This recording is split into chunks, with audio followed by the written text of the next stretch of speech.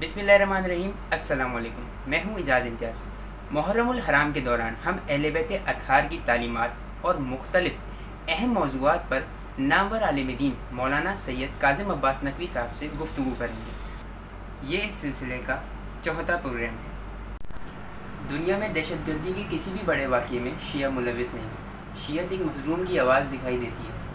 تو دنیا میں اپنا امیج اجاگر کرنے کے لیے شیعوں کو کیا اقدامات کرنے چاہیے؟ اعوذ باللہ السمیع العلیم من الشیطان الرجیم، بسم اللہ الرحمن الرحیم، الحمدللہ رب العالمین، والصلاة والسلام علی رسولہ الکریم و اہل بیتہ الطیبین الطاہرین، لا سیما بقیۃ اللہ فی الارضین روح و ارواح العالمین لتراب مقدمہ الفداء ولعنۃ اللہ علی اعدائہم اجمعین۔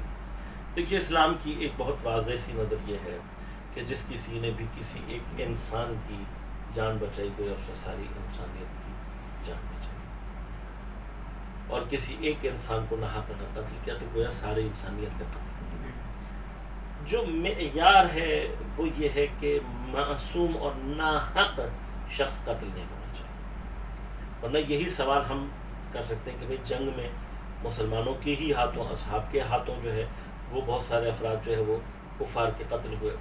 تو وہاں پر ایک جو اسلام کی نظر بہت واضح ہے، وہ افراد کے جو اسلام اور انسانیت کے دشمن ہیں ان کی خون کی کوئی آبرو اسلام کے نزدیک نہیں ہے۔ یعنی میں بہت ان شارٹ اگر کہوں تو وہ افراد کے جو اسلام اور انسانیت کے مخالف ہیں اور انسانیت کے لیے نقصان دہ ہیں، یہ وہ فتنہ ہے کہ جو اتنا بدترین فتنہ ہے کہ ان فتنہ گروں کو دین مبین اسلام انسان ہی حساب نہیں ہوتا۔ لہٰذا ان کے بارے میں اسلام کا نظریہ کیا ہے کہ جب تک ایسے فتنہ گر باقی ہیں اس وقت تک جہاد کرو حتیٰ کہ ان کا نام و نشان ختم ہو جائے۔ لیکن دوسری جانب جو لوگ اسلام کے لیے خطرہ نہیں ہیں، اسلام کے اگینسٹ نہیں ہیں، اسلام اور انسانیت کو خطرہ نہیں پہنچا رہے ہیں، دین یہ کہتا ہے کہ ان سے کام نہیں، آپ اپنی زندگی اپنا سلسلہ جو ہے وہ باقی رکھ سکتے ہیں۔ تشیع پوری تاریخ میں ہمارا افتخار یہ ہے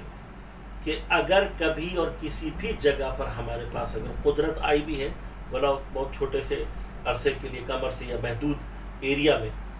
لیکن الحمدللہ ہم نے کبھی بھی دہشت گردی نہیں کی۔ کیوں؟ کیونکہ ہمارا اصول یہ ہے کہ ناحق اور معصوم انسان کو آپ قتل نہیں کر سکتے۔ لہذا جتنے بھی تشیع سے ریلیٹڈ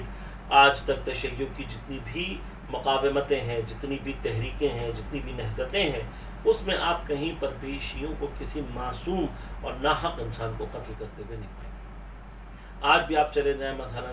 جو ممالک ایسے ہیں کہ جن میں شیعہ اکثریت ہے یا حکومت ہے شیعوں کے ہاتھ میں، انشاءاللہ وہاں پر دیکھیں گے کہ برادران اہل سنت کے ساتھ مساوی اور انصاف کا سلوک کیا جاتا ہے۔ پروپیگنڈا ضرور موجود ہے، اور ہر پروپیگنڈے کا اگر ذرا سی بھی با انصاف طریقے سے تحقیق کی جائے تو اس کا جواب بالکل واضح ہے۔ تشیع کا پوری دنیا میں جو ایک زبردست امیج ہے اصل میں، اور خصوصاً اگر میں پاکستان کے تناظر میں بھی بات کروں تو ہمارے ممبر کا، ہمارے علماء کا آج سے کچھ سال پہلے تک اتنا شدید یہ امپیکٹ موجود تھا کہ مجھے خود یاد ہے کہ اپنے بچپن میں ہمارے جو کلاس فیلوز ہوا کرتے تھے، یا میرے کانوں کو یہ الفاظ بار بار سننے کو ملے کہ شیعوں کا بچہ بچہ عالم ہوتا ہے۔ دیکھیے، ہم باب مدینۃ العلم اور مدینۃ العلم سے وابستہ افراد ہیں۔ ہمارے ائمہ علیہ السلام کے حوالے سے جس چیز کی وجہ سے ہم نہ صرف ان سے محبت کرتے ہیں یا ان کے لیے کسی فضیلت کا باعث ہیں، وہ ان کا علم ہے، اور ہمارے نظریے کے مطابق قرآن کریم کا کامل علم، جو اس کا ظاہر و باطن کا تمام علم ہے، وہ ائمہ اہل بیت علیہ السلام کے پاس موجود ہے۔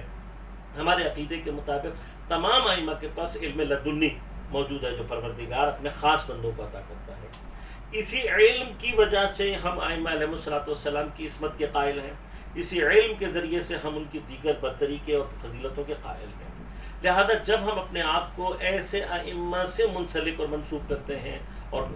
یعنی قرآن کے بعد اگر آپ آ کر دیکھیں تو احادیث کی دنیا میں خود پیغمبر اکرم صلی اللہ علیہ وسلم کے اقوال ہیں اور حدیث شریف ہے، امام علی علیہ السلام امیر المؤمنین کی نہج البلاغہ اور اس کے علاوہ جو دیگر اقوال ہیں، اسی طرح سے پھر صرف وہاں ختم نہیں ہوتا، بلکہ مسلسل ایک سلسلہ ہے ائمہ کا اور ان کی احادیث کا، اور اس کے اندر وہ قیمتی گوہر علمی ہمیں نظر آتے ہیں کہ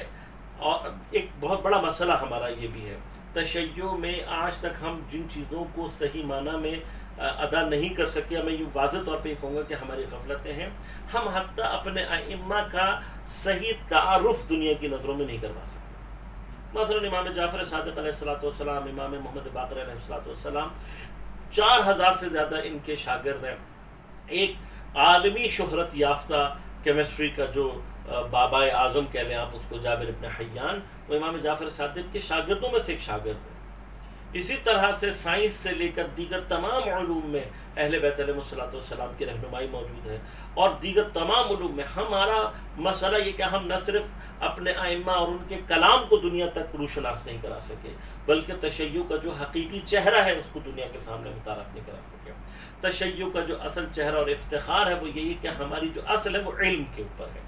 اور ہم کسی بھی مقام پر جو ہمارا دوسرا اصول ہے وہ یہ کہ کبھی بھی ہمارے نزدیک